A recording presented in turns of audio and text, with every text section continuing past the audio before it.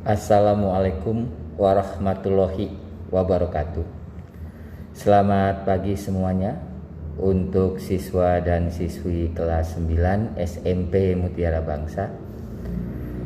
Alhamdulillah wa syukurillah, kita kembali melaksanakan kegiatan pembelajaran jarak jauh untuk mata pelajaran pendidikan kewarganegaraan.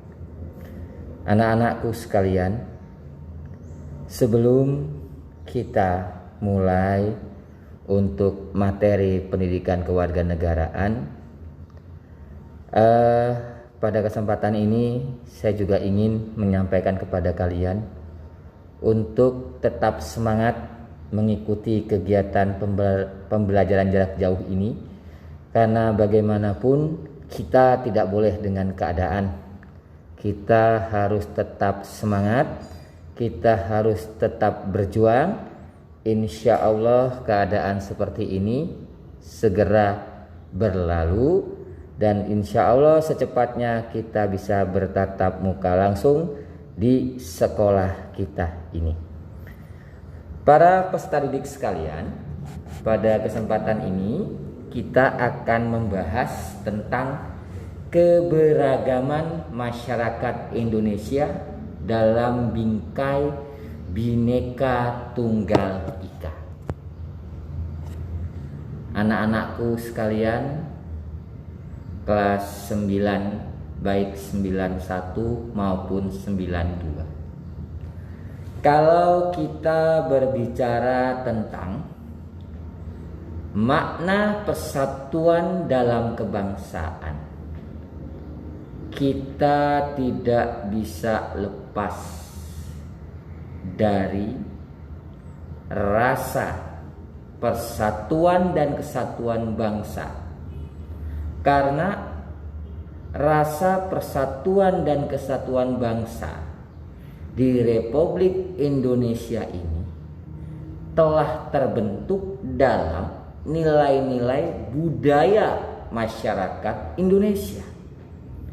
Persatuan dalam keberagaman memiliki arti yang sangat penting dan harus diwujudkan dalam kehidupan yang selaras, serasi, dan seimbang antar warga masyarakat di Indonesia. Para peserta didik sekalian, kalau kita berbicara tentang rasa persatuan, bangsa Indonesia ini adalah bangsa yang majemuk, bangsa yang terdiri dari beraneka macam suku bangsa, agama, ras, dan budaya dari Sabang sampai Merauke.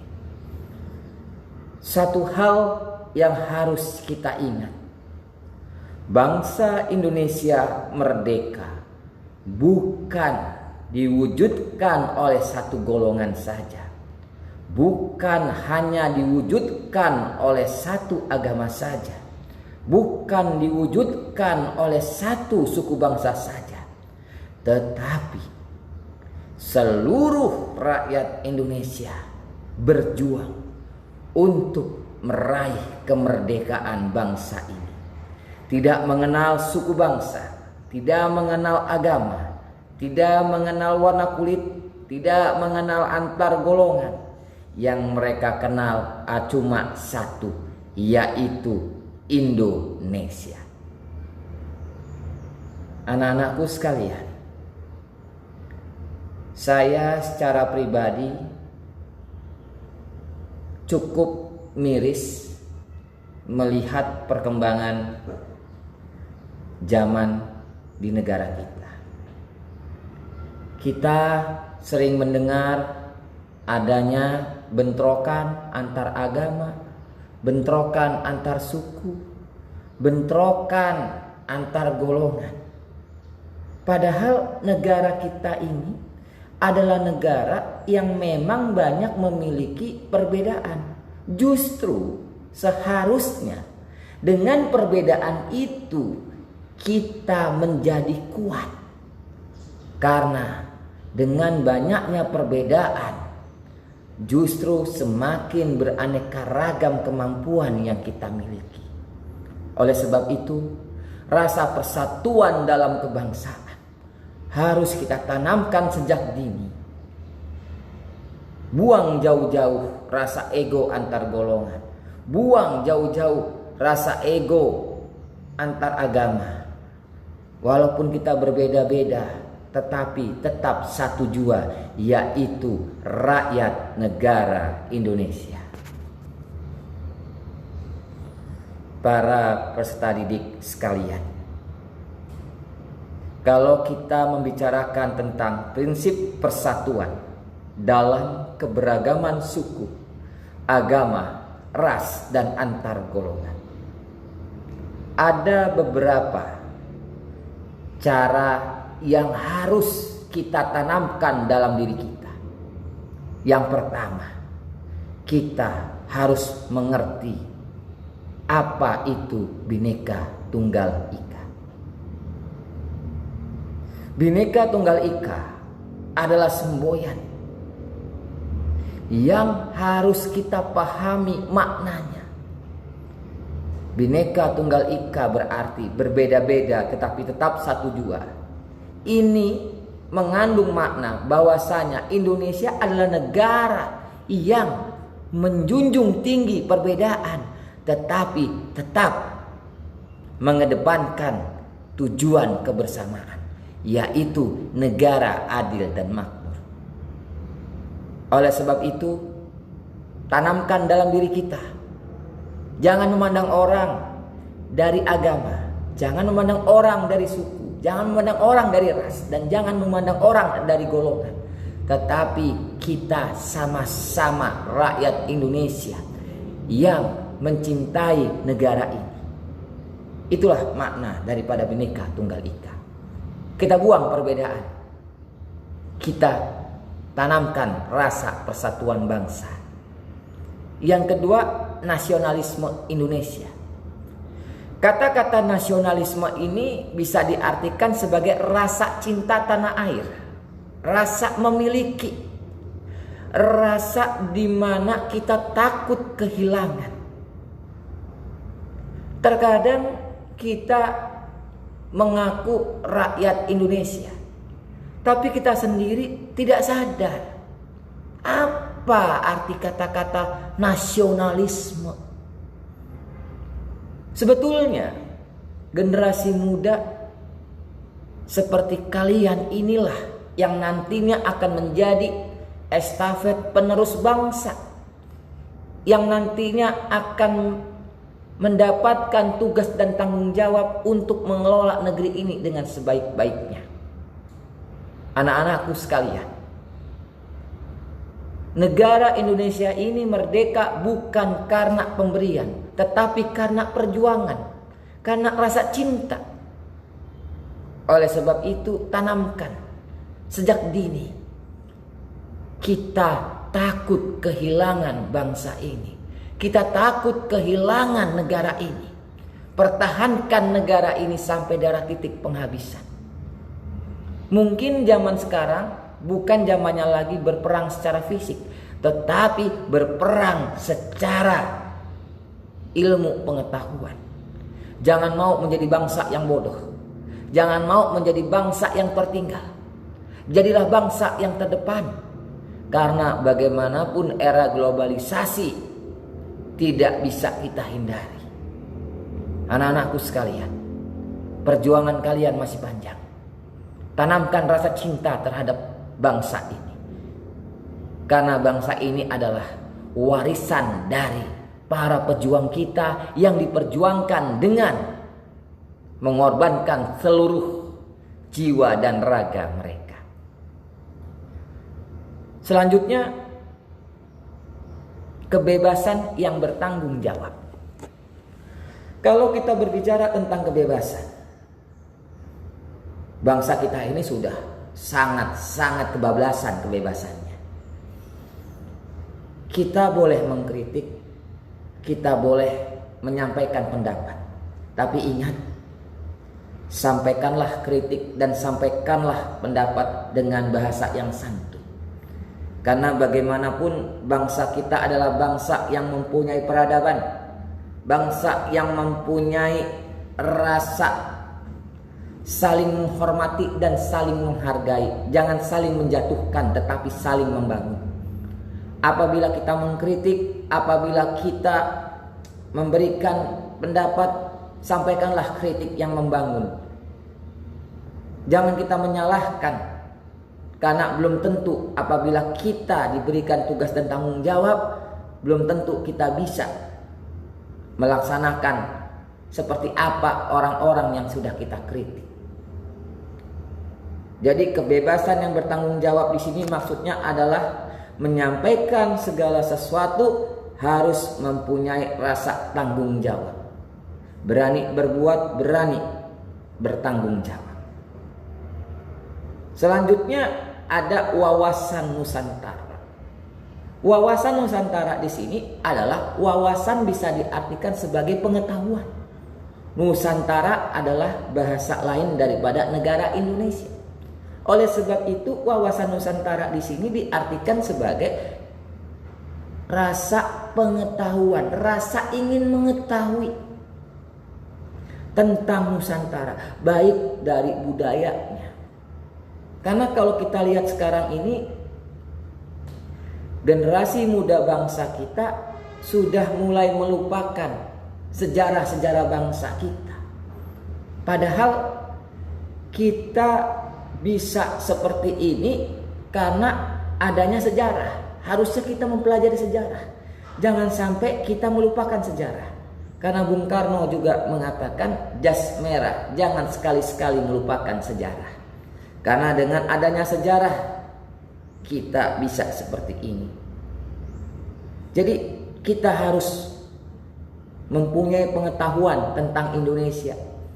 Kita harus mempunyai pengetahuan tentang negara kita ini, supaya itu bisa menjadikan jati diri bangsa kita. Ngaku orang Indonesia, tapi kita tidak mengenal negara kita sendiri. Ngaku cinta Indonesia, tapi kita lebih memilih produk-produk luar. Tetapi kita lebih memilih ke luar negeri daripada kita mengunjungi negara kita sendiri. Disitulah kita sebagai generasi muda harus mempunyai pengetahuan tentang Indonesia. Kemudian pemerataan pembangunan. Para peselidik sekalian, tidak kita pungkiri memang pembangunan di negara kita ini mungkin tidak merata. Sekarang ini kita sangat berasa sekali dalam keadaan kita harus melaksanakan kegiatan belajar di rumah. Bisa kita lihat di berita-berita, banyak sekali saudara-saudara kita di daerah-daerah yang mau belajar aja susah. Harus naik turun gunung, harus berjalan sejauh 10 kilometer. Harus numpang di sana sini untuk mendapatkan internet. Ini membuktikan bahwasanya memang pembangunan kita tidak merata. Oleh sebab itu, memang disinilah tugas pemerintah sebagai yang mengelola negara ini harus lebih peka.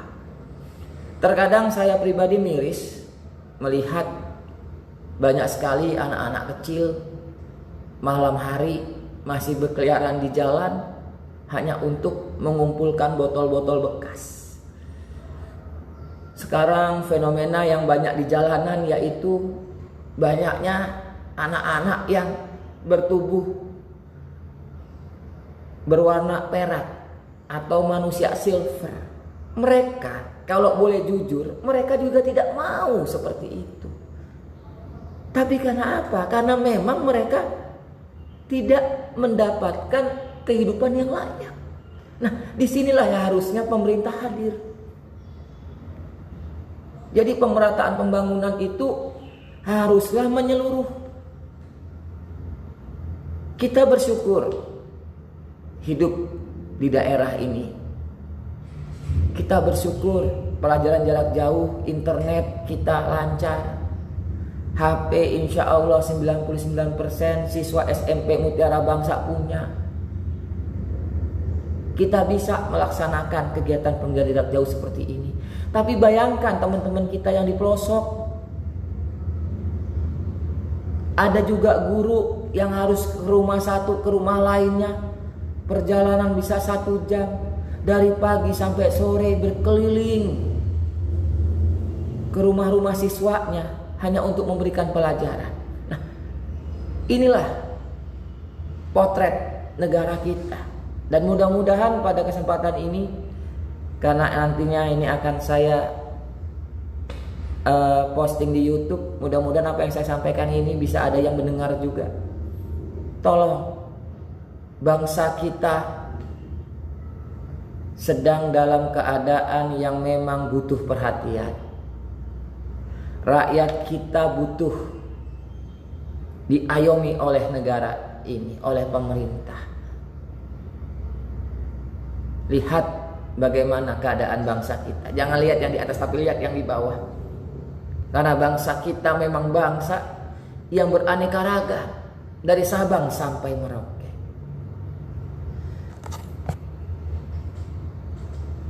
Kemudian, anak-anakku sekalian, permasalahan keberagaman dalam masyarakat Indonesia.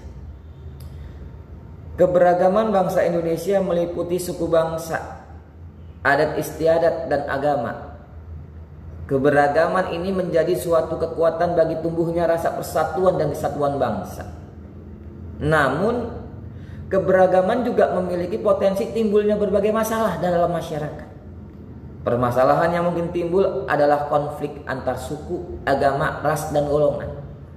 Oleh karena itu, kita sebagai bagian dari bangsa ini harus selalu berupaya meminimalisir terjadinya konflik. Bagaimana caranya? Caranya adalah mengendalikan diri kita.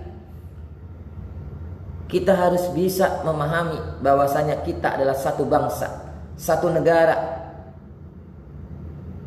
Seperti Sumpah Pemuda. Ingat, Sumpah Pemuda itulah cikal bakal dari rasa persatuan dan kesatuan.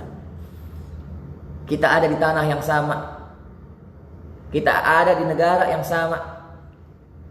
Dan kita adalah bangsa yang sama. Adalah bangsa Indonesia. Dan kita menjunjung bahasa tinggi. Bahasa, yaitu bahasa persatuan, yaitu bahasa Indonesia. Jadi kita harus bisa mengendalikan diri kita.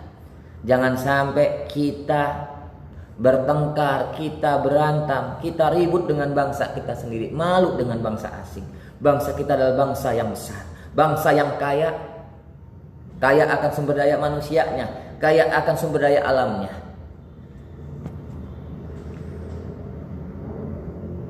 Dan anak-anakku sekalian, kita harus bisa mencegah konflik-konflik yang khususnya bersifat SARA. Setiap masalah yang berpotensi menimbulkan konflik harus secepatnya diselesaikan oleh pemerintah. Ini adalah salah satu upaya untuk mengatasi masalah. Cara preventif adalah upaya yang dilakukan untuk mencegah terjadinya konflik.